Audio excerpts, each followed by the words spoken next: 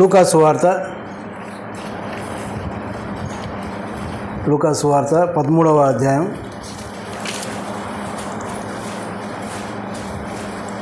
6 నుంచి 9 వచనాలు చదువుకుందాం. లూకా సువార్త 13వ అధ్యాయం 6 నుంచి 9 వచనాలు. మరియు ఆయన వారితో ఈ ఉపమానం చెప్పెను. ఒక మనుష్యుని ద్రాక్ష తోటలో అంజూరపు చెట్టు ఒకటి నాటబడి ఉండెను. అతడు దాని పండ్లు వెదక వచ్చినప్పుడు ఏమీ దొరకలేదు. గనుక అతడు, ఇదిగో 3 ఏండ్ల నుండి నేను ఈ అంజూరపు చెట్టున పండ్లు వెదక వచ్చుచున్నాను, కానీ ఏమీ దొరకలేదు. దీనిని నరికివేయము, దీనివలన ఈ భూమి ఎలా వ్యర్థమైపోవాలని ద్రాక్ష తోటమాలితో చెప్పాను. అయితే వాడు, అయ్యా, నేను దాని చుట్టూ త్రవి ఎరువు వేయు మట్టుకు ఈ సంవత్సరం కూడా ఉండనిము, అది ఫలించినా సరి, లేని ఎడల నరికించి వేయమని అతనితో చెప్పాను. చిన్న మాట ప్రార్థన చేసుకుందాం. కృపా కనికరం కలిగిన మా పరలోకపు తండ్రి, గొప్ప దేవ, మీ ఘనమైన శ్రేష్టమైన నామానికి స్తోత్రాలు. ఇంతవరకు ఆరాధనలో మీరు ఉన్నందుకై మీకు స్తోత్రాలు నాయన. వాక్యం దగ్గరకు వచ్చాం. మీ తలంపు మేరకు కొన్ని వచనాలు మేము చదువుకున్నాం ప్రభా. నిలబడిన నేను నిష్ప్రయోజకుడిని కనుక మరి మీరే నన్ను నిలబెట్టారు. నన్ను మరుగు చేయండి.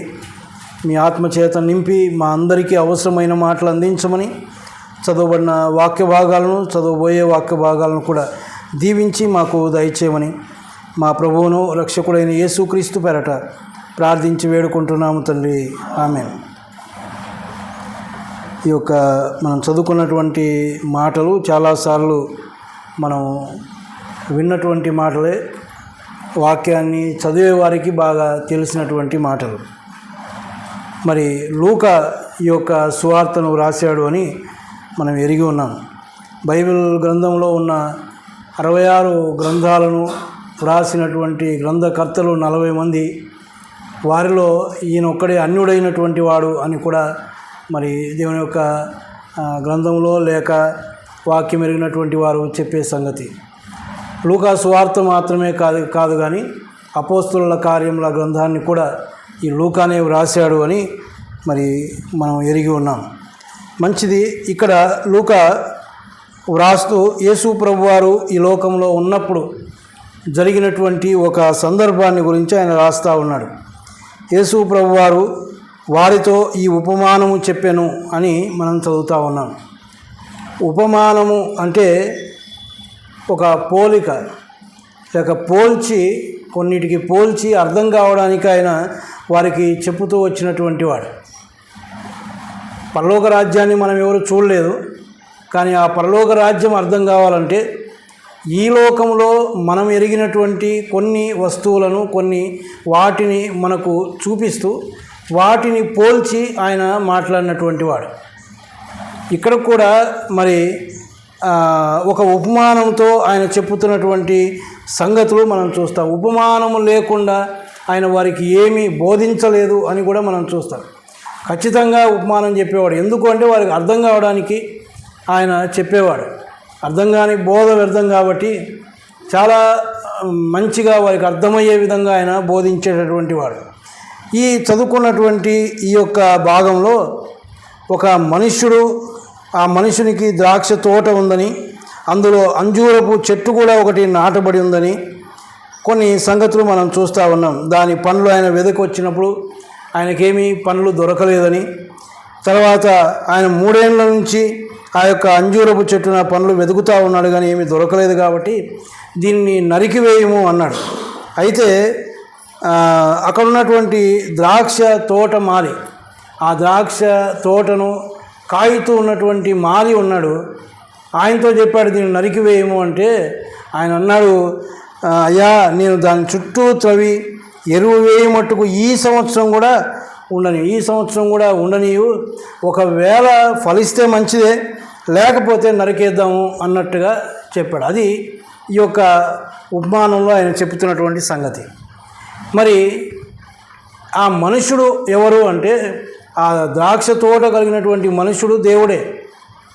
ఆ ద్రాక్ష తోట మాలి ఎవరు అంటే యేసు ప్రభువు. మరి అంజూరపు చెట్టు మనమే, విశ్వాసులమైనటువంటి మనం. ద్రాక్ష తోట గురించి యెషయా గ్రంథం 5వ అధ్యాయం 7వ వచనంలో దేవుని ప్రజలు లేక ఇశ్రాయేల్ యొక్క వంశం ఆయన యొక్క ద్రాక్ష తోట అని మనం చదువుతాం. దేవుని ప్రజలే ద్రాక్ష తోట. అందులో ఒక అంజూరపు చెట్టును ఆయన నాటాడు. ఒకవేళ ఆ యొక్క ద్రాక్ష తోటను మనం సంఘానికి సాదృశ్యంగా మనం చూసుకున్నప్పుడు ఒక విశ్వాసి ఆ యొక్క సంఘంలో నాటబడి ఉన్నాడు. నమ్మిన తర్వాత వారు సంఘంలో చేర్చబడుతూ ఉన్నారు. అపోస్తుల కార్యముల గ్రంథం 2వ అధ్యాయంలో అదే సంగతులు మనం చూస్తాం. పేతురు ప్రసంగించినప్పుడు 3000 మంది మారుమనసు పొంది బాప్తీసం తీసుకొని సంఘంలో చేర్చబడినట్టుగా మనం చూస్తాం. అప్పటికే 120 మంది ఉన్నారు, వారితో కూడా వీరు చేర్చబడినారు. అంటే ఒక విశ్వాసి సంఘంలో చేర్చబడినట్టుగా ద్రాక్ష తోటలో, దేవుని సంఘమైనటువంటి ద్రాక్ష తోటలో ఒక విశ్వాసిని, అంజూరపు చెట్టు లాంటి ఒక విశ్వాసిని ఆయన నాటుతూ ఉన్నాడు. మరి ఆ నాటినటువంటి ఆ యొక్క విశ్వాసి నుంచి ఆయన ఏమి కోరుకుంటా ఉన్నాడు? ఫలాలు కోరుకుంటా ఉన్నాడు. అంజూరపు చెట్టును నాటినాడు, దాని నుంచి ఆయన ఫలాలు కోరుకుంటా ఉన్నాడు. మరి అంజూరపు చెట్టు గురించి ఆలోచన చేస్తే అది పెరిగి పెద్దది కావడానికి చాలా కాలం పడుతుంది అని చరిత్రలో చూస్తాం. అది పెరగడానికే చాలా కాలం పడుతుంది, ఆ తర్వాత అది ఫలాలు ఇస్తుంది అని. అంటే ఒక అంజూరపు చెట్టును నాటిన తర్వాత అది పెద్దగా అయ్యేంత వరకు ఓపిక పట్టాలి. దేనికోసం? ఫలాల కోసం. ఫలాలు కావాలంటే ఓపిక పట్టాలి. దానికి కావలసినవన్నీ వేయాలి, ఎరువు వేయాలి, నీళ్లు పోయాలి, దాన్ని సరిగా చూసుకోవాలి. ఇవన్నీ చూసుకొని అంటే ఓపికతో కనిపెట్టాలి కొన్ని ఏళ్ళ వరకు. ఆ తర్వాత అది ఎదిగిన తర్వాత ఫలాలు ఇస్తుంది. కాబట్టి మరి ఈ యొక్క యజమానుడు ఆ చెట్టును నాటించాడు, పనులు ఎదురు చూస్తూ ఉన్నాడంటే అప్పటికే ఎంతో కాలమైంది. అక్కడ ఒక మాట ఏమనుందంటే అంజూరపు చెట్టు ఒకటి నాటబడి ఉండెను. అంటే నాటబడి చాలా కాలమైంది నాటబడి, ఎదగవలసినంతగా ఎదిగింది. అంతవరకు ఓపికగానే ఉన్నాడు. యజమానుడు ఊరికే వచ్చి అడగడం లేదు. నాటినావు కదా, పనులు వచ్చినాయని 1 సంవత్సరం అయితే అడగలే ఆయన. ఆ చెట్టు ఎంతగా ఎదగాలో, ఎంత ఎదిగిన తర్వాత పనులు ఇస్తుందో, ఆ పనులు ఇవ్వవలసిన సమయం వచ్చిన తర్వాత తోటమాల దగ్గరికి వచ్చి అడుగుతూ ఉన్నాడు. మరి ఏమైనా అంజూరపు చెట్టు వైపు చూచి ఫలాలను ఆశిస్తూ ఉన్నాడు. కానీ ఏ ఫలాలు దాంట్లో కనిపించడం లేదు. కానీ అప్పటికి ఆయన ఏమి విసుక్కోలేదు. ఇంకా 1 సంవత్సరం ఉన్నాడు. 1 సంవత్సరం అయిన తర్వాత మళ్ళీ వచ్చాడు. మళ్ళీ వస్తే కూడా ఫలాలు కనిపించడం లేదు. మళ్ళీ ఇంకొక సంవత్సరం చూశాడు. మళ్ళీ వచ్చి చూస్తే ఫలాలు లేవు. ఇంకో 3వసారి వచ్చినాడు ఆయన. ఇప్పుడు ఆయనకు బాధ వచ్చింది. ఇప్పుడు విసుకుంటా ఉన్నాడు, ఇప్పుడు బాధపడతా ఉన్నాడు. 3 ఏళ్ళ నుంచి నేను ఈ యొక్క చెట్టున పనులు వచ్చుచున్నాను కానీ ఏమీ దొరకలేదు. ఎంతగా అది ఎదిగేంత వరకు దానికి ఖర్చు పెట్టి దానికి చేయవలసినంత చేసి ఫలాలు ఇవ్వవలసిన సమయంలో ఆశించి ఫలాల కోసం వస్తే ఒక్క ఫలం కూడా కనిపించకపోతే యజమానికి ఎంత బాధ. ఆ విధంగా ఎవరైనా ఒక చెట్టు నాటి ఎదురు చూసిన వాళ్ళు ఉంటే వాళ్ళకి అర్థమవుతుంది. ఈనాడున్న రైతులకు తెలుసు, వారు నాటిన తర్వాత దానికోసం ఎదురు చూస్తారు, ఎంతో ప్రయాసపడతారు, మధ్యలో వెళ్తారు, దానికి చేయవలసిందంతా చేస్తారు. ఏవి మృగాలు వచ్చి తినకుండా వాటిని కాచుకుంటారు, పక్షులు తినకుండా కాచుకుంటారు. ఇవన్నీ ఇంత బాధ అనుభవించిన తర్వాత రావాల్సిన పంట రావాల్సిన సమయానికి పంట రాకపోతే వారి బాధ పట్టశక్యం కాదు. దేవుడు కూడా మరి ఆశించి వచ్చాడు కానీ ఆ ఫలాలు ఏమీ కనిపించడం లేదు. ఆయన అంటా ఉన్నాడు, దీన్ని నరికివేయండి. ఎంత బాధపడినాడో, ఎంత ఆయన వేదన పడినాడో. ఇంకా చాలు, నేను ఇంతగా ఎదురు చూశాను. ఇంకొక మాట అక్కడ ఏమన్నా అంటే దీన్ని నరికివేయము, దీనివల్ల ఈ భూమి ఎలా వ్యర్థమైపోవాలా. దీని నుంచి పక్క వాటికి కూడా తొందర అవుతూ ఉంది, ఆ భూమి కూడా వ్యర్థమైపోతూ ఉంది. దీన్ని తీసి ఇంకోటి నాటుకుంటే కనీసం నాకు ఫలాలు ఇస్తాయేమో కదా అని. ప్రియమైన వాళ్ళారా, అంజూరపు చెట్టు ఒక విశ్వాసికి సాదృశ్యంగా పోలికగా ఉంది అని చెప్పుకున్నాం. సంఘములో నాటబడి ఉంది, దాని నుంచి ఫలాలు దేవుడు ఆశిస్తూ ఉన్నాడు. మరి విశ్వాసమైన మనం దేవుని యొక్క సంఘములో నాటబడి ఎంతకాలమైంది? మరి ఆయన ఫలాలు ఆశిస్తూ ఉండగా మన నుంచి ఏదైనా ఫలాలు దొరుకుతూ ఉన్నాయా? మన నుంచి ఫలాలు ఆశించి ఆయన వస్తూ ఉన్నాడు. తృప్తి పొంది వెళ్తూ ఉన్నాడా? బాధపడి వెళ్తూ ఉన్నాడా? ఉదయకాల సమయంలో ఆలోచించేద్దాం. ఈ అంజూరపు చెట్టును గురించి మనం ఆలోచన చేస్తే ఈ అంజూరపు చెట్టుకు కొన్ని గుణాలు ఉన్నాయి. మరి ఆ యొక్క గుణాలను బట్టి ఆశతో ఫలాలను వెతుకుతూ ఉన్నాడు. అంజూరపు చెట్టుకున్నటువంటి కొన్ని గుణాలు మనం చూస్తే విశ్వాసికి సాదృశ్యముగా ఉన్నటువంటి అంజూరపు చెట్టు మరి ఆ విశ్వాసిలో ఉండవలసిన గుణాలను తెలియజేస్తూ ఉంది. ఆ ఫలాలనే దేవుడు ఆశించి మన దగ్గరకు వస్తూ ఉన్నాడు. విశ్వాసికి ఉండవలసిన నాటబడిన తర్వాత సంఘంలో వారిలో ఉండవలసిన కొన్ని గుణలక్షణాలు ఉన్నాయి. అవే దేవుడు ఆశించేటటువంటి ఫలాలు. వాటిని ఆశించి ఆయన వస్తూ ఉన్నాడు. మరి అలాంటి ఫలాలు దేవుడు మనలో కనుగొంటూ ఉన్నాడా? అలాంటి ఫలాలను చూసి దేవుడు సంతోషిస్తూ ఉన్నాడా? తృప్తి పొందుతూ ఉన్నాడా? లేక బాధపడి వెళ్ళిపోతూ ఉన్నాడా? ఈ అంజూరపు చెట్టుల గురించి మనం ఆలోచన చేస్తే చూడండి, మొదటిదిగా ఆదికాండం 3వ అధ్యాయం 7వ వచనం. ఆదికాండం 3వ అధ్యాయం 7వ వచనం. అప్పుడు వారిద్దరి కన్నులు తెరవబడెను, వారు తాము దిగంబరులమని తెలుసుకొని అంజూరపు ఆకులు కుట్టి తమకు కచ్చడములను చేసుకొనిరి. ఈ యొక్క సందర్భం మనకు తెలుసు. దేవుడు ఎంతగానో మరి ప్రేమించి తన యొక్క స్వరూపంలో మానవులను సృజించుకున్నాడు. ఆదాము అవ్వలు వారు సృజించబడిన తర్వాత వారికి దేవుడు ఆజ్ఞాపించాడు, వేటిని తినవచ్చో వేటిని తినకూడదో. మరి ఆజ్ఞను అతిక్రమించారు. దేవుడు తినవద్దన్న ఫలం తిని పాపం చేశారు. అంతవరకు కూడా వారు దిగంబరులే. పైన ఒక మాట ఉంది చూడండి, 25వ వచనంలో, 2వ అధ్యాయం 25వ వచనంలో, అప్పుడు ఆదామును అతని భార్య వారిద్దరూ దిగంబరులుగా ఉండిరి, అయితే వారు సిగ్గు ఎరువకై ఉండిరి. దానికి ముందు కూడా వారు దిగంబరులే, కానీ అది వారికి తెలియదు. ఆ విధంగా ఉన్నటువంటి వారు ఎందుకు? పాపము లేదు అంతవరకు. కానీ పాపము చేసిన తర్వాత ఇప్పుడేమైనా దిగంబరులమని వారు తెలుసుకున్నారు. ఇప్పుడు ఏం చేస్తూ ఉన్నారు? ఆ దిగంబరత్వాన్ని కప్పిపుచ్చుకోవడానికి అంజూరపు యొక్క ఆకులు తీసుకొని కదా, 7వ వచనం, అంజూరపు ఆకులు కుట్టి తమకు కచ్చడములను చేసుకోండి. అంజూరపు ఆకులు తీసుకొని ఒక వస్త్రాలలాగా వారికి చేసుకొని వారి యొక్క శరీరాన్ని కప్పుకుంటూ ఉన్నారు. అంటే ఇక్కడ అంజూరపు చెట్టు ఎలాగ ఉపయోగపడుతూ ఉంది అంటే వారి యొక్క అవమానమును కప్పిపుచ్చేటటువంటి, వారి యొక్క దిగంబరత్వాన్ని అవమానాన్ని కప్పిపుచ్చేటటువంటి ఒక అంజూరపు చెట్టుగా మనం చూస్తూ ఉన్నాం.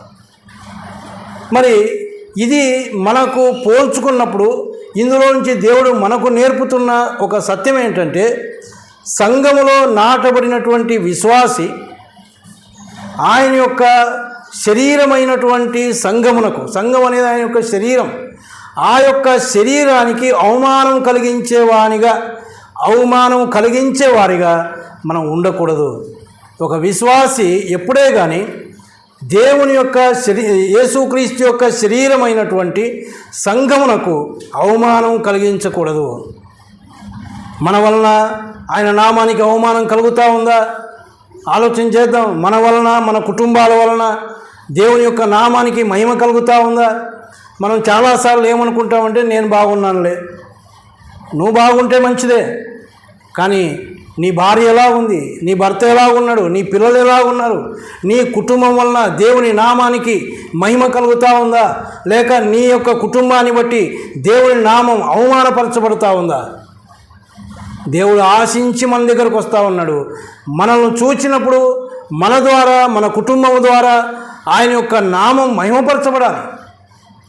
అది ఆయన యొక్క ఉద్దేశం. కానీ ఆయన మన దగ్గరికి వచ్చినప్పుడు అలాంటి ఫలం మనలో చూడగలుగుతూ ఉన్నాడా? మనల్ని చూచి సంతోషించి వెళ్తూ ఉన్నాడా? ఇదిగో నా కుమారుడు, నా కుమారుని యొక్క కుటుంబం నా నామ మహిమార్థమై జీవిస్తూ ఉన్నారు, వారి వలన నాకు మహిమ కలుగుతూ ఉంది అని అనుకొని వెళ్తూ ఉన్నాడా? లేక వారి వలన నా నామానికి అవమానం కలుగుతూ ఉందని దుఃఖపడుతూ వెళ్ళిపోతూ ఉన్నాడా? ఆలోచించేద్దాం. నమ్ముకున్నాం, మంచిదే. సంఘంలో నాటబడ్డాం, మంచిదే. ఎంతకాలమైంది నాటబడి, కానీ మన యొక్క జీవితాలు ఎలా ఉన్నాయి? ఇంతకాలమైనా మనలో మార్పు లేదా? మన కుటుంబంలో మార్పు లేదా? దేవుడు ఎంత దుఃఖపడుతూ ఉన్నాడు. ఆనాడు ఎలాగైతే ఆ యొక్క యజమాని ఆశించి వచ్చి బాధపడ్డాడో, ఈ దినం కూడా దేవుడు మనల్ని చూచి బాధపడతా ఉన్నాడు.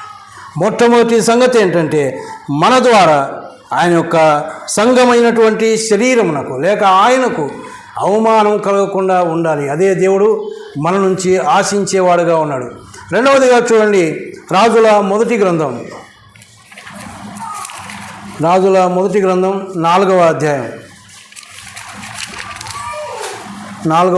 25వ వచనం. సొలొమోను దినములన్నిటను ఇశ్రాయేలు వారేమి యూదా వారేమి దాను మొదలుకొని బెయేర్షెబా వరకును తమ తమ ద్రాక్ష చెట్ల క్రిందను అంజూరపు చెట్ల క్రిందను నిర్భయముగా నివసించుచుండిరి. అంజూరపు చెట్టు క్రింద ఎలాగున్నారు?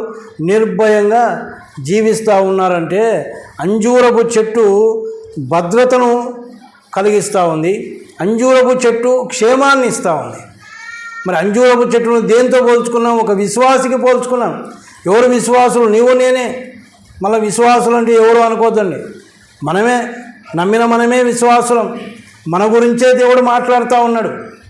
మనం ఎలా ఉండాలి అంటే, అంజూరపు చెట్టుకు దేవుడు పోల్చాడు. అంజూరపు చెట్టు ఎలాగైతే భద్రత ఇస్తూ ఉందో, క్షేమం ఇస్తూ ఉందో, అలాగే నువ్వు నేను కూడా దేవుని సంఘానికి భద్రత కలిగించే వారంగా, క్షేమం కలిగించే వారంగా, నెమ్మది ఇచ్చే వారంగా ఉండాలని దేవుడు జ్ఞాపకం చేస్తూ ఉన్నాడు. కానీ మనం ఎలాగున్నాం? దేవుని సంఘములో దేవుని సంఘానికి భద్రత మనం ఇవ్వగలుగుతూ ఉన్నామా? అంటే ఏ చెడు కార్యాలు దేవుని యొక్క మందిరంలో జరగకుండా. చెడు కార్యాలు అంటే ఏంటి? కొన్నిసార్లు సహోదరుల మధ్యనే సరైనటువంటి అవగాహన ఉండదు. కొన్నిసార్లు మనస్పర్ధలు, అనేకమైనటువంటి విభేదాలు, ఇవన్నీ ఉన్నప్పుడు అది భద్రత లేనటువంటి, క్షేమము లేనటువంటి ఒక సంఘం, సరైనటువంటి సంఘము కాదది. సంఘములో ఇలాంటివన్నీ కనబడడానికి వీలు లేదు. అది క్రీస్తు యొక్క శరీరం, ఆయన స్వరక్తం ఇచ్చి సంపాదించుకున్న సంఘం. ఆ సంఘాన్ని చూచిన ప్రతిసారి ఆయన సంతోషపడాలే తప్ప ఆయన దుఃఖపడడానికి వీలు లేదు.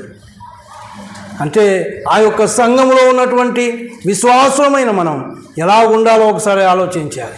మన మనసులు ఎలాగున్నాయి? మన హృదయాలు ఎలాగున్నాయి? ఒకరి పట్ల ఒకరికి మనకున్నటువంటి ప్రేమ ఏంటి? చూడండి, కొరింథీయులకు రాసిన 2వ పత్రికలో ఒక మాట చూడండి. కొరింథీయులకు రాసిన 2వ పత్రిక 2వ అధ్యాయం 12-13 వచనాలు.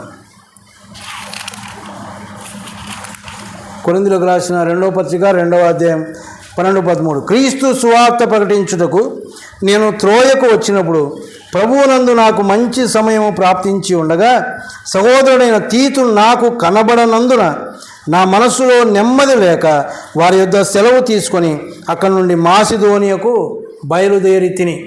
అపోస్తలుడైనటువంటి పౌలు రాస్తున్నటువంటి సంగతులు. క్రీస్తు సువార్త ప్రకటించడానికి ఆయన త్రోయ అనే ఒక స్థలానికి వచ్చినప్పుడు ఆయన మరి సహోదరుడైన తీతు నాకు కనబడనందున, అక్కడ ఉన్నటువంటి ఒక సహోదరుడు, ఆ సంఘంలో ఉండవలసినటువంటి ఒక సహోదరుడు ఆయన కనబడలేదు. కనబడనందున ఏమంటా ఉన్నాడు? నా మనస్సులో నెమ్మది లేక, ఆ సహోదరుడు లేకపోయేసరికి ఆయనకు నెమ్మది లేదు. వారి యొద్ద నుంచి ఆయన ఎక్కడికి వెళ్తుపోతూ ఉన్నాడు అంటే అక్కడ నుండి మాసిదోనియకు బయలుదేరుతూ ఉన్నాడు. ఆ స్థలాన్ని వదిలిపెట్టిపోతూ ఉన్నాడు. ఎందుకు? ఆ సహోదరుడు లేదు, దానివల్ల ఆయనకు నెమ్మది లేదు, అక్కడ ఉండబుద్ధి కావడం లేదు, వెళ్ళిపోతూ ఉన్నాడు. ప్రేమైన వాళ్ళారా, ఈనాడు దేవుని సంఘంలో మనం ఉన్నాం. మన గురించి ఎవరైనా ఈ మాట చెప్పగలరా? నేను వెళ్ళినప్పుడు, నేను ఆ సంఘానికి వచ్చినప్పుడు ఫలాని సహోదరుడు, ఫలాని సహోదరి కనబడనందున నాకు మనస్సు నెమ్మది లేదు అనే మాట ఎవరిని గురించైనా చెప్పగలమా? అటువంటి అంటే తీతు ఎలాంటి వాడో ఆలోచించాలి. తీతు లేకపోయేసరికి మనసు నెమ్మదిగా లేదు అంటే తీతు ఆ యొక్క సంఘంలో ఎంత ప్రాధాన్యుడిగా ఉన్నాడో, ఎంత మంచి విశ్వాసిగా ఉన్నాడో, ఎంతమందికి మాదిరిగా ఉన్నాడో, ఎంతమందిని సంతోషపెట్టేవాడుగా ఉన్నాడో మనకు అర్థమవుతా ఉంది. ఎవరు రాస్తూ ఉన్నారు ఈ మాట? పౌలు, భక్తుడైనటువంటి పౌలు, 14 పత్రికలు రాసినటువంటి పౌలు. క్రీస్తు కొరకు ప్రయాసపడినటువంటి పౌలు, బ్రతుకుట క్రీస్తే చావైతే లాభం అన్నటువంటి వాడు, సమస్తమును పెంటతో సమానముగా ఎంచుకున్నటువంటి పౌలు రాస్తా ఉన్నాడు. నేను త్రోయకు వెళ్ళేసరికి నాకు తీతు కనబడలేదు, అందుకోసం నాకు నెమ్మది లేక నేను సెలవు తీసుకుని అక్కడి నుంచి మాసిదోనియాకు వెళ్ళిపోయాను అని. ప్రియమైన వాళ్ళారా, ఇక్కడ మనకు కనిపించేది ఏంటంటే ఈ యొక్క అంజూరపు చెట్టు మనకు ఏమి జ్ఞాపకం చేస్తూ ఉందంటే దేవుని సంఘమునకు మన వలన భద్రత ఉండాలి, దేవుని సంఘమునకు మన వలన క్షేమం ఉండాలి, దేవుని యొక్క సంఘమునకు మన వలన నెమ్మది ఉండాలి. కొన్నిసార్లు మన పరిస్థితి ఎలా ఉంటుందంటే మాకెందుకన్నా, అందుకే మేము ఎక్కడా లేమన్నా, ఏదో నెమ్మదిగా వస్తూ ఉన్నాం, నెమ్మదిగా పోతూ ఉన్నాం, మాకెందుకన్నా. ఎక్కడున్నాం? ఎక్కడ చేర్చాడు దేవుడు? తన శరీరం అనే సంఘములో చేర్చాడు. ఆ శరీరంలో ఒక అవయవముగా ఉంటే మనం ఎంత జాగ్రత్తగా ఉండాలి. ప్రియమైన వాళ్ళారా, ఆయన ఆశిస్తున్నది అదే, దేవుడు ఆశిస్తూ ఉన్నది అదే. మన దగ్గరకు వచ్చి ఆయన వెతుకుతూ ఉన్నాడు. నా ప్రియులు దేవుని యొక్క సంఘంలో ఎలాగున్నారు? వారి వలన క్షేమం ఉందా? వారి వలన ఎవరికైనా ఆదరణ ఉందా? వారి వలన ఎవరికైనా నెమ్మది ఉందా? లేనప్పుడు ఎందుకండి మన విశ్వాసులు? దేవుడు ఆశించి వచ్చి అలాంటివి మనలో కనబడనప్పుడు ఎంత దుఃఖపడతాడు, ఎంత బాధపడతాడు. ఉదయం ఆరాధనలో మనం జ్ఞాపకం చేసుకున్నదే ఆయన యొక్క ప్రేమ. ఆయన యొక్క ప్రేమను, ఆయన యొక్క స్థితిని మనం జ్ఞాపకం చేసుకోగలిగితేనే మన యొక్క విశ్వాసపు జీవితంలో మనం నమ్మకంగా జీవించగలం. అంజూరపు చెట్టు దగ్గరకు ఆయన వచ్చాడు, ఫలాలను కోరుకొని ఆశించి వచ్చాడు. వెంటనే రాలేదు ఆయన. ఎంతో కాలమైంది నాటి, ఎంతో ప్రయాసపడ్డాడు. నిన్ను నన్ను నాటి ఎంతకాలమైంది? ఒక్కొక్కరం ప్రశ్న వేసుకుందాం. సంఘంలో చేర్చబడి మనం ఎంతకాలమైంది? నెల అయిందా? సంవత్సరం అయిందా? సంవత్సరాలు అయ్యాయా? ఎన్ని సంవత్సరాలైంది? ఆలోచన చేయండి. మరి ఇన్ని సంవత్సరాల్లో దేవుడు మనలో ఫలాలు ఆశించడం అనేది తప్ప? ఖచ్చితంగా ఆశిస్తాడు ఆయన. పోనీ సంఘంలో ఊరికే పెట్టాడా? పోషిస్తూ ఉన్నాడు. తన వాక్యము ద్వారా మనల్ని పోషిస్తూ ఉన్నాడు. మనకు శరీర రీతిగా కూడా మనకి ఏమీ తక్కువ చేయడం లేదు, మనకు సమృద్ధిని ఇస్తూ ఉన్నాడు. అన్ని విధాలుగా మనల్ని పోషిస్తూ ఉంటే మనం ఎలా ఉన్నాం ఆయన విషయంలో? మనల్ని చూచి ఆయన సంతోషపడేవాడుగా ఉన్నాడా? ఆలోచన చేసుకుందాం. మూడవదిగా చూడండి, ఆ యొక్క అంజూరపు చెట్టులో మనం చూసేది ఏంటంటే సమూయేలు మొదటి గ్రంథం 25వ అధ్యాయం. సమూయేలు మొదటి గ్రంథం 25వ అధ్యాయం 18వ వచనం.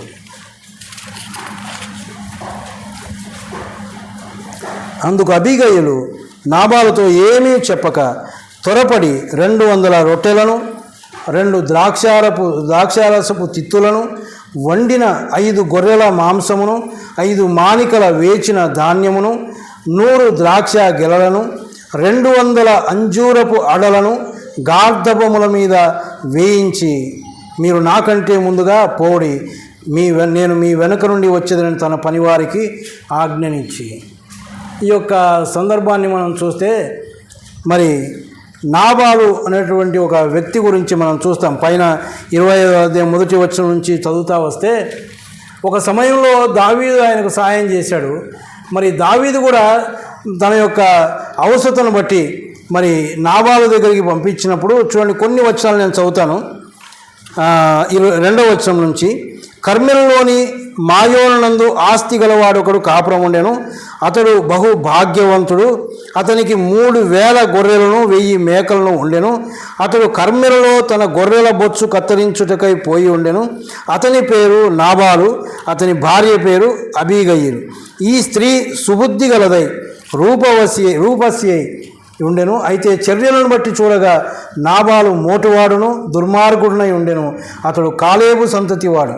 నాబాలు గొర్రెల బొచ్చు కత్తెర వేయించుచున్నాడని అరణ్యమందున్న దావీదు విని తన పనివారిలో 10 మందిని పిలిచి వారితో ఇట్లనెను, మీరు కర్మెలునకు నాబాలు వద్దకు పోయి నా పేరు చెప్పి కుశల ప్రశ్నలు అడిగి ఆ భాగ్యవంతునితో నీకును నీ ఇంటికి నీకు కలిగిన అంతటిని క్షేమమవునుగాక అని పలికి ఈ వర్తమానం తెలియజెప్పవలను. నీ యొద్ద గొర్రెల బొచ్చు కత్తిరించు వారు ఉన్నారన్న సంగతి నాకు వినబడెను. నీ గొర్రెల కాపరులు మా దగ్గర ఉండగా మేము వారికి ఏ కీడును చేసి ఉండలేదు. వారు కర్మెలలో ఉన్నంతకాలం వారు ఏది పోగొట్టుకొనలేదు. నీ పనివారిని నీవు అడిగిన వారు అలాగూ చెప్పుదురు. కాబట్టి నా పనివారికి దయచూపుము. శుభదినమున మేము వచ్చితిము కదా, నీకు ఇష్టం వచ్చినట్టు నీ దాసులకును నీ కుమారుడైన దావీదునకును ఇమ్ము. దావీదు పనివారు వచ్చి ఆయన మరి వారి దగ్గరకు వచ్చి ఆయన అడుగుతూ ఉన్నాడు, వారికి కూడా సహాయం చేయమని అడుగుతూ ఉంటే నాబాలు ఒప్పుకోలేదు. నాబాలు ఎంత మాట మాట్లాడినాడంటే చూడండి, కిందికి వస్తే ఆ మాట మనం చూస్తాం. 10వ వచనం, నాబాలు దావీదేవుడు యెష్షై కుమారుడేవుడు, తమ యజమానులను విడిచి పారిపోయిన దాసులు ఇప్పుడు అనేకులు ఉన్నారు. ఆయన గురించి అనేకమైన మాటలు ఎవరు దావీదు, ఎవరు యెష్షై కుమారుడు, ఏదో ఒక మాట చెప్తారు, తెప్ప దాటిన తర్వాత అయిపోయింది. ఆ తెప్ప దాటేంతవరకే. అంతకుముందు అవసరం ఉన్నప్పుడు సహాయం పొందుకున్నాడు. ఇప్పుడు ఆయన అవసరానికి వచ్చేసరికి దావీదేవుడు అంటా ఉన్నాడు.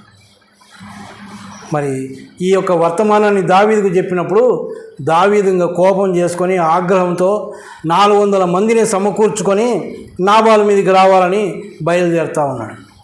ఈ వర్తమానం ఎవరికి వచ్చింది? నాబాలు భార్య అయిన అబీగయల్ దగ్గరికి వచ్చింది. ఈమె మంచి సుబుద్ధి కలిగినటువంటిది అని ఆమె గురించి చదువుకున్నాను. ఆమె వెంటనే ఏం చేస్తూ ఉంది, దావీదు కోసం కొన్ని తీసుకొని పోతూ ఉంది. ఏం తీసుకొని పోతూ ఉందంటే చాలా లిస్టు చదువుకున్నాం మనం. 200 రొట్టెలు, 2 ద్రాక్షారసపు తిత్తులు, వండిన 5 గొర్రెల మాంసము, 5 మానికల వేచిన ధాన్యం, 100 ద్రాక్ష గిరలు, 200 అంజూరపు అడలను గార్ధబొమ్మల మీద తీసుకున్నాం. 200 అంజూరపు అడలు.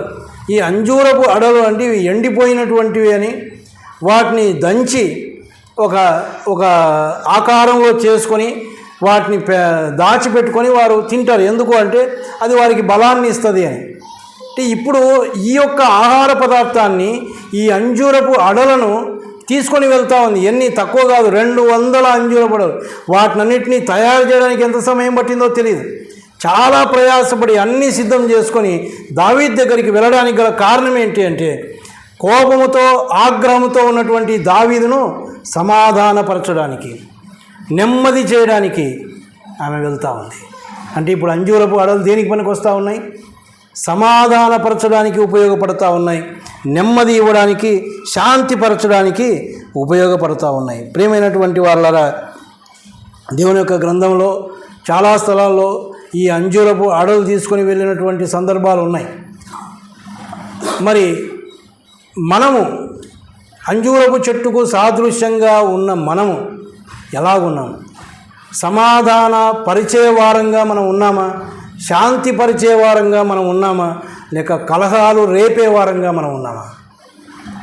ఎవరైనా ఇద్దరు సహోదరుల మధ్యన సమాధానం లేనప్పుడు విశ్వాసి చేయవలసిన పని ఏంటంటే పోయి ఏం చేయాలా, కొంచెం కిరోసిన్ పోసి, కొంచెం పెట్రోల్ పోసి, ఇంకొంచెం నిప్పంటించాలి. ఇదా చేయాల్సిన విశ్వాసి కాదు. సమాధానపరచాలి. వారిద్దరి మధ్యన ఏ విధంగా సమాధానపరచాలో ఆలోచన చేసి చేయాలి. సమాధానపరచడం అంత సులభమైంది కాదు. ఇద్దరి మధ్యన ఎంత కోపం ఉందో, ఎంత ఉగ్రత ఉందో తెలియదు. ఇప్పుడు దావీదు చాలా కోపంతో వస్తూ ఉన్నాడు, ఆగ్రహం ఉంది. నేను ఇంత మేలు చేస్తే నన్నే ఇంత మాట అంటావా, నాకే ఇలా చేస్తావా అని 400 మందిని పిలుచుకొని బయలుదేరినాడు. ఇంకా చంపాలనే ఉద్దేశంతోనే బయలుదేరాడు. అంత కోపంతో ఉన్నవాడిని సమాధానపరచడానికి అబీగయల్ బయలుదేరింది.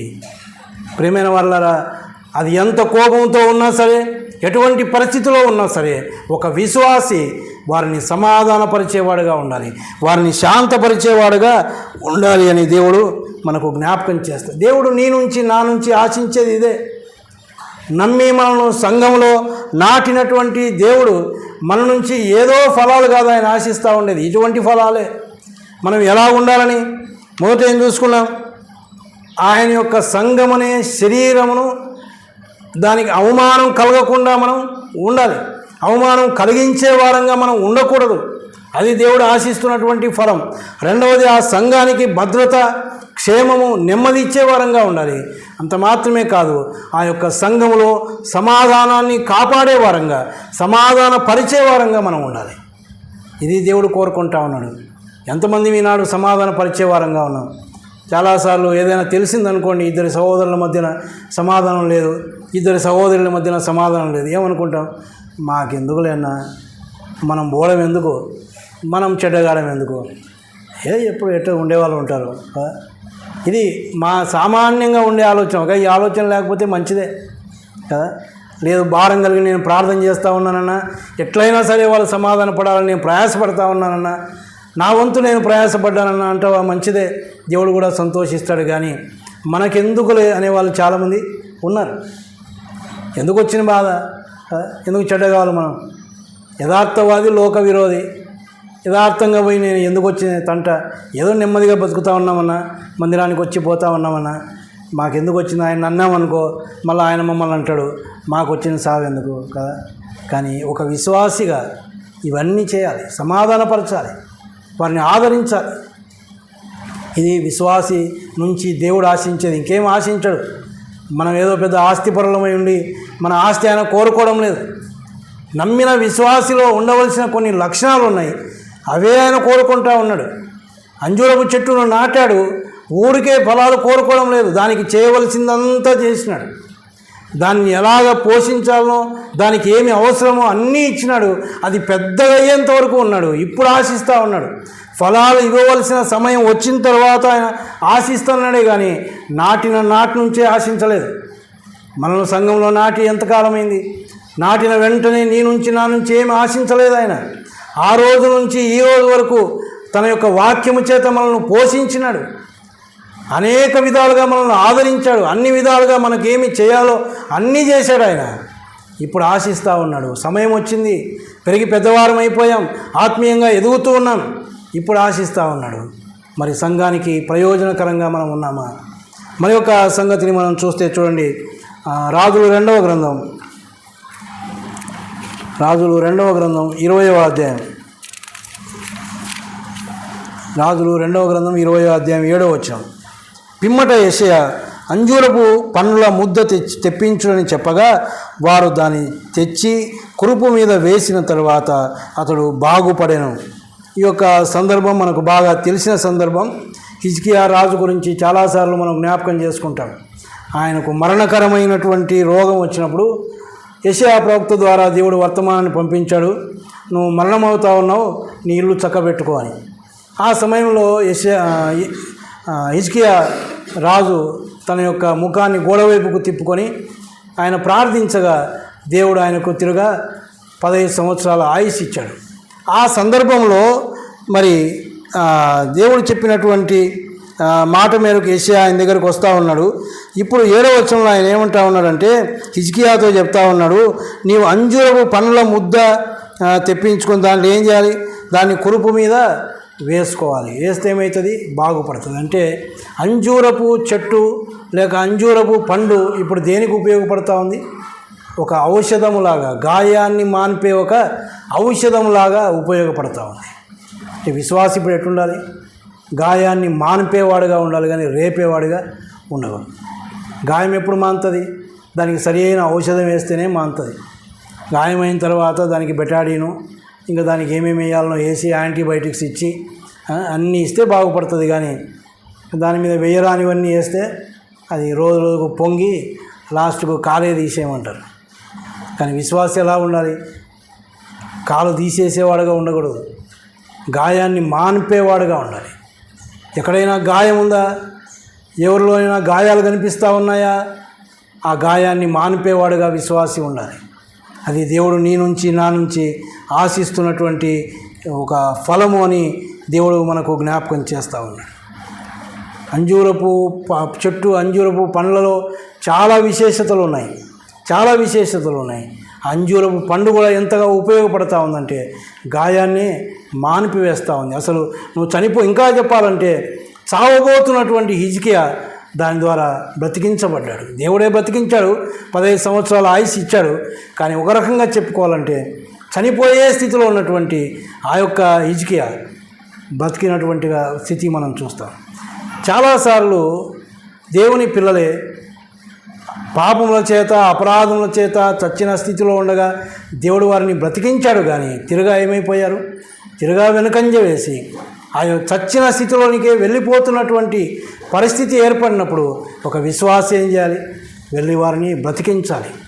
ఆ విశ్వాసంలో చనిపోతున్నటువంటి విశ్వాసిని దేవుని యొక్క మాటల చేత దర్శించి వారిని బ్రతికించే వారంగా, వారిని దేవుని యొక్క మార్గంలో పెట్టే వారంగా మనం ఉండాలి. ఇవన్నీ ఎప్పుడు జరుగుతాయంటే సంఘం పట్ల మనకు ప్రేమ, సంఘం పట్ల ఒక బాధ్యత, సంఘం పట్ల చింత ఉంటే జరుగుతాయి. కానీ ఏదో మన పాటికి మనకు జరుగుతూ ఉంది, మన ఇల్లు మన కుటుంబం బాగున్నాం అనుకుంటే జరగదు. సంఘమును గురించిన చింత అవసరం. పౌలుకు చింత ఉంది, భారం ఉంది. అందుకే ఆయన ప్రయాసపడ్డాడు సంఘాల కోసం. సంఘంలో ఉన్న విశ్వాసం గురించి చింతించినటువంటి వాడు ఆయన. కాబట్టి మనకు కూడా ఒక భారము, చింత అనేది ఉంటే, ఒక సహోదరి రాలేదా, ఒక సహోదరుడు రాలేదా, ఎందుకు రాలేదు? ఇంకా కొన్నిసార్లు ఎలా ఉంటుందంటే, మనకు నచ్చితే, మనకు నచ్చిన వారైతే వారికి ఒకవేళ కొంచెం జలుబు చేసినా కానీ పరిగెత్తుకొని చూస్తాం. కానీ కొంతమంది పరిస్థితి ఘోరంగా ఉన్నా కానీ చూడం, ఎందుకంటే మనకు నచ్చని వారు. ఇది విశ్వాసంలో ఉండవలసిన లక్షణం కాదు. ఎవరైనా సరే వారు బాగలేనప్పుడు, వారు దుఃఖంలో ఉన్నప్పుడు, వారు కష్టాల్లో ఉన్నప్పుడు వారిని దర్శించి వారిని ఆదరించవలసిన బాధ్యత విశ్వాసికుంది. ఇది దేవుడు కోరుకుంటా ఉన్నాడు. నేను సంఘంలో నాటింది ఎందుకు అంటే ఊరికే వచ్చిపోవడానికి కాదు. అందుకే ఏమన్నాడు, చివరికి దాన్ని నరికివేయి, దానివల్ల ఎందుకు ఈ స్థలం కూడా వ్యర్థమైపోవాలా అన్నాడు. అంటే నీ స్థలంలో ఇంకొకరిని పెట్టుకుంటే మేలు కదా, నువ్వు ఉండి ఏం ప్రయోజనం అన్నట్టుగా దేవుడు అంటాడు. చివరిదిగా చూడండి, ఇంకొక పోలిక మనం చూస్తే ఈ యొక్క అంజూరపు చెట్టు దేనికి పోల్చబడిందంటే న్యాయాధిపతుల గ్రంథం 9వ అధ్యాయం. న్యాయాధిపతుల గ్రంథం 9వ అధ్యాయం 10-11 వచనాలు. అప్పుడు చెట్లు, నీవు వచ్చి మమ్మల్ని ఏలుమని అంజూరపు చెట్టును అడగగా, అంజూరపు చెట్ల మీద రాజువై ఉండి ఇటు అటు ఊగుటకు నా మాధుర్యమును నా మంచి ఫలములను నేనియ్యక మానుదునా అని వాటితో అన్నాను. ఈ యొక్క సందర్భంలో కూడా వారు ఒక న్యాయాధిపతిని ఏర్పాటు చేసుకోవాలనుకున్నప్పుడు మరి ఆ వ్యక్తి ఒక కథరూపకంగా చెబుతూ ఏమన్నాడంటే, మరి చెట్లు తమ మీద రాజును ఒకరిని అభిషేకించుకొనవలనని మనస్సు కలిగి బయలుదేరి ఒక్కొక్క చెట్టు దగ్గరికి పోయి అడుగుతూ ఉన్నాయి, నువ్వు మా మీద రాజుగా ఉండు, మా మీద రాజుగా ఉండు అని అడుగుతూ ఉన్నాయి. ఇప్పుడు ఎక్కడికి వచ్చారు? అంజూరపు చెట్టు దగ్గరికి వచ్చి, నీ వచ్చి మమ్మల్ని ఏలుమని అంజూరపు చెట్టును అడుగుతూ ఉంటే అంజూరపు చెట్టు ఏమంటా ఉంది, చెట్ల మీద రాజునై ఉండి ఇటు అటు ఊగుటకు నా మాధుర్యమును నా మంచి ఫలములను నేను ఇయ్యక మానుదునా అంటే, ఈ యొక్క అంజూరపు చెట్టు మంచి మాధుర్యమును కలిగించేది, మంచి ఫలాలను ఇచ్చేటటువంటిది అంజూరపు చెట్టు. నేను ఊరికి ఎందుకు మీ మీద రాజుని ఇటు అటు ఊగడానికి నాకెందుకు, నేను మంచి మాధుర్యం ఇవ్వాలి, మంచి ఫలాలు ఇవ్వాలి. అది అంజూరపు చెట్టు యొక్క ఆశ. దొరికింది కదా అని నేను రాజునై ఉంటాను అనలేదా ఆ చెట్టు. చాలు కదా నాకు మంచి అధికారం దొరుకుతూ ఉంది అనుకోలేదు. నాకు దేవుడిచ్చినటువంటి మాధుర్యం ఉంది. ఒకప్పుడు నేను దుర్వాసనతో నిన్నటువంటి వాడిని, ఒకప్పుడు దుర్వాసన కలిగినటువంటి వాడిని నేను. కానీ ఆయన నన్ను పరిమళ వాసనగా చేయడానికి క్రీస్తే నా కొరకు సమర్పించుకున్నాడు, ఆ శిలువలో మరణించాడు.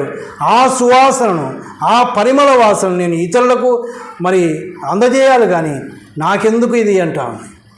ప్రియమైన వాళ్ళారా, దేవుడు మనల్ని ఏర్పాటు చేసుకుంది. దేవుడు మనల్ని ఆ దుర్వాసన నుంచి తీసివేసి పరిమళ వాసనగా దేవుడు మనల్ని చేశాడు. ఆ పరిమళ వాసనను మనం ఇతరులకు వెదజల్లాలి, ఇతరులకు పరిమళ వాసనగా ఉండాలి. కానీ అయ్యో వస్తూ ఉన్నాడు, వీంతో ఎందుకు నాకు దూరంగా పోదాం, అయ్యో వస్తూ ఉంది ఈమె, నోరు తెరిస్తే చాలా కష్టం కాబట్టి వెళ్ళిపోదాం అనుకోకూడదు. వస్తూ ఉంటే సంతోషంగా ఎదుర్కోవాలి. మనం అంత మాధుర్యంగా వారికి కనిపించాలి. అది దేవుడు కోరుకుంటా ఉన్నాడు. అంతేకాదు ప్రియమైన వాళ్ళారా, ఇంకేమంటా ఉంది, మంచి ఫలములు ఇవ్వాలి. మన నుంచి మంచి ఫలాలు, ఆత్మ ఫలము గురించి గలతీలకు రాసిన పత్రిక 5వ అధ్యాయం 22వ వచనంలో మనం చూస్తాం. ఆత్మ ఫలమేమనగా కదా అంటే దేవుని యొక్క ఆత్మ కలిగినటువంటి విశ్వాసిలో కనబడవలసినవి ఏంటంటే, మొట్టమొదటిది ఏంటి? ప్రేమ, సంతోషం, సమాధానం, దీర్ఘశాంతం, దయాళుత్వం, మంచితనం, తర్వాత సాత్వికం, ఆశానిగ్రహం. మొన్ననే పాపం నేర్చుకున్నారు.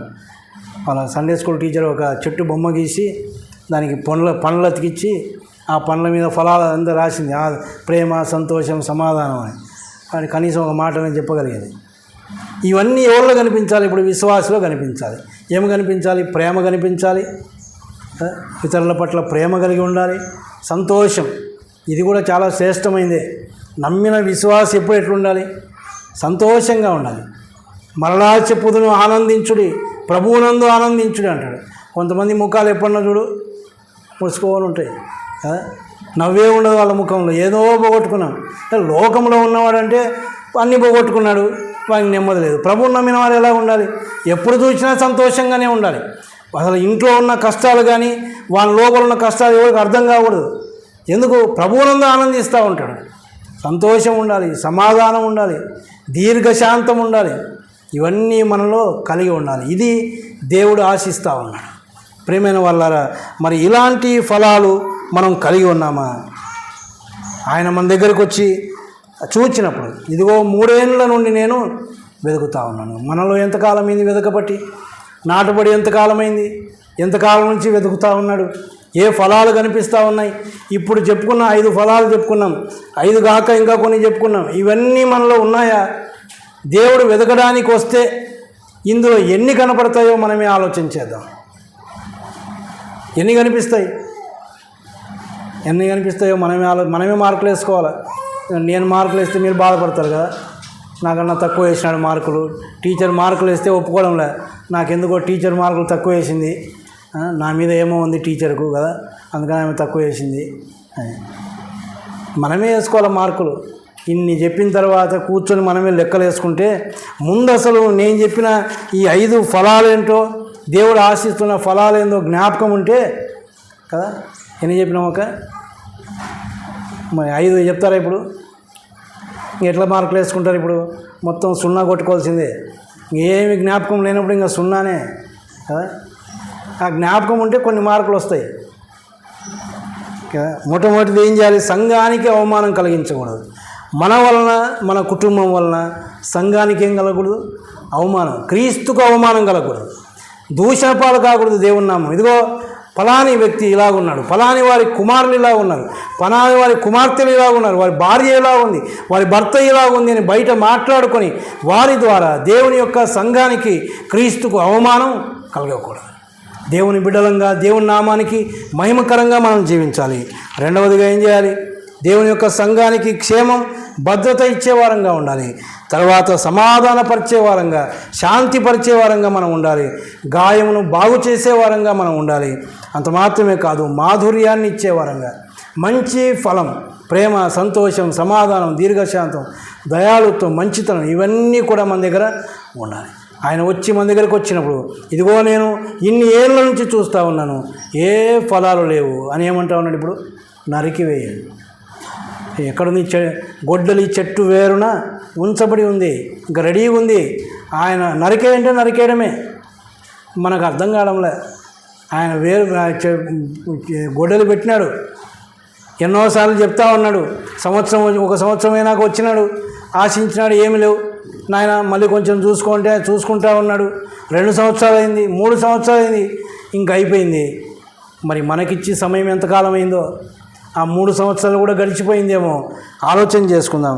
అంతేకాదు, మరి ఒక మాట నేను మీకు జ్ఞాపకం చేసేది ఏంటంటే, సరే చెట్టు పెరిగి పెద్దదైంది, ఫలాలు ఇచ్చే పరిస్థితి వచ్చింది. కానీ సామాన్యంగా కొన్ని చెట్లు ఉంటాయంట, అంజూరపు చెట్లే కానీ అవి మొగ చెట్లు కూడా ఉంటాయని. ఇంతకుముందు మన చర్చి ముందు ఒక చెట్టు ఉండేది, బాదం చెట్టు. దానికి ఎప్పుడూ కాయలు సరిగ్గా, ఆ పక్కన ఇంకోటి ఉంది, దాని నిండా కాయలు ఉంటాయి. ఎప్పుడో ఒక 2-3 కాయలు వస్తాయి అంతే, ఇంకా ఎక్కువ రావు. ఆ ఎదురుగా ఉండే వాళ్ళు హిందువులు వాటిని చూసి ఇది మంచి చెట్టు కాదు, ఇది దరిద్రం, ఇది అరిష్టం, ఇది ఉంటే దీన్ని నరికేయండి అని పొద్దున్న లేస్తే దాంతో పెద్ద గొడవ అయిపోయింది. అంటే అంజూరపు చెట్టే కానీ వాటిలో మొగలు ఉంటాయంట, అవి ఫలాలు ఇవ్వవు. ఒకవేళ ఇచ్చినా కానీ అవి ఎలాంటి పండ్లు అంటే చూడండి, ఇర్మియా గ్రంథం 24వ అధ్యాయం, ఇర్మియా గ్రంథం 24వ అధ్యాయం 2వ వచనం.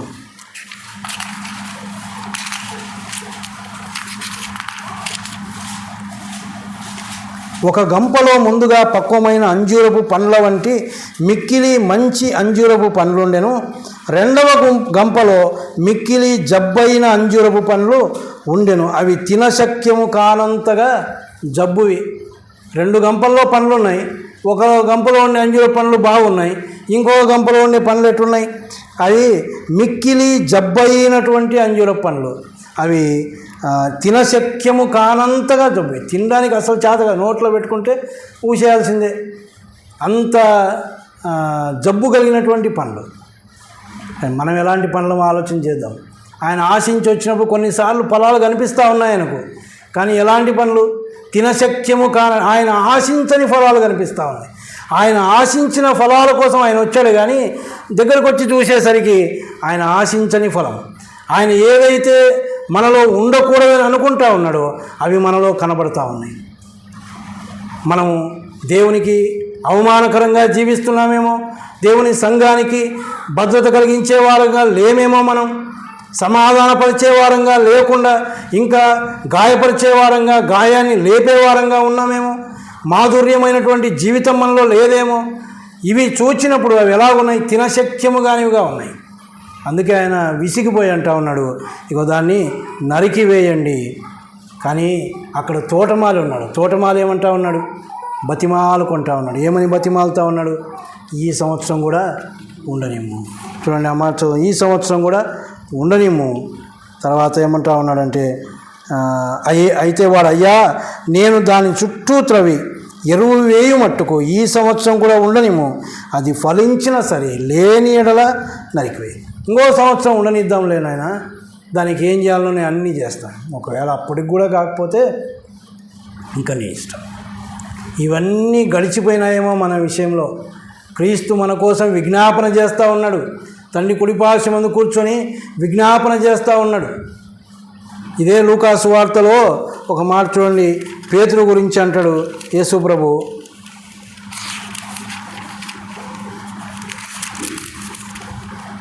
ఆ 22వ అధ్యాయం, లూకా సువార్త 22వ అధ్యాయం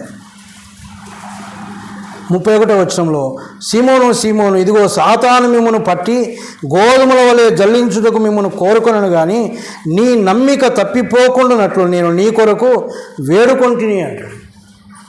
మన పక్షాన ఆయన వేడుకుంటా ఉన్నాడు. సాతాను మనను జల్లించడానికి ఉన్నాడు. సాతాను ఏం చిన్నోడు కాదు మనను, కానీ అంత ప్రయాస లేదు మన విషయంలో సాతానుకు. ఏం ప్రయాసపడాల్సిన అవసరం లేదు. ఊరికే సులువుగా మనం దీంట్లోకి వెళ్ళిపోతూ ఉన్నాం, సులువుగానే వెళ్ళిపోతాం. ఏం ప్రయాసపడేం లాగడం లేదు మనల్ని. కానీ కొంతమంది విషయంలో గట్టి విశ్వాసం వారు కలిగి ఉన్నారు.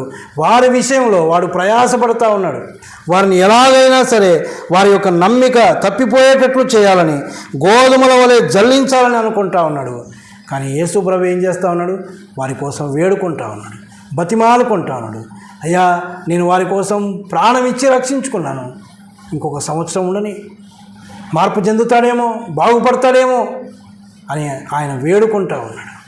ఒకవేళ ఆ సమయం కూడా గడిచిపోయి ఉంటే మాత్రం నరికి వేసేది ఖచ్చితం. ఎందుకంటే దీనివల్ల ఈ భూమి కూడా ఎందుకు వ్యర్థమైపోవాలి?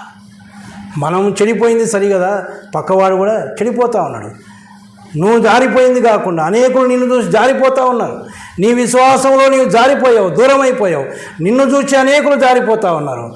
అందుకోసం ఆయన అంటా ఉన్నాడు, వద్దు, నేను నరికివేసి. అటువంటి పరిస్థితి ఏర్పడకముందే యేసు ప్రభు మన కోసం విజ్ఞాపన చేస్తూ ఉన్నాడు. ఏదైనా లోటుపాట్లు ఉంటే సరి చేసుకుందాం, చక్క చేసుకుందాం. ఆయన ఆశించిన ఫలాలు కలిగి జీవిద్దాం. ఆయన వచ్చినప్పుడు దుఃఖపడి వెళ్ళకుండా సంతోషంతో వెళ్ళినట్లు మనం జీవించడానికి దేవుడు తన కృప అనుగ్రహించునుగాక. ప్రార్థన చేసుకుందాం. కృపా కనికరము కలిగిన మా పరలోకపు తండ్రి, గొప్ప దేవ, మీ ఘనమైన శ్రేష్టమైన నామానికి స్తోత్రాలు నాయన. ఇంతవరకు మీరు మాట్లాడినందుకై మీకు స్తోత్రాలు. మా నుంచి మీరు ఆశిస్తున్న ఫలాలు ఉన్నాయి ప్రభా, ఆ ఫలాలు మేము కలిగి ఉండడానికి సహాయం చేయండి. ఆ యొక్క అంజూరపు చెట్టులాగా మేము ఉండకుండా నాయన మంచి ఫలాలు ఇచ్చే అంజూరపు చెట్టులాగా ఉండుటకు మీ కృప దయచేయండి.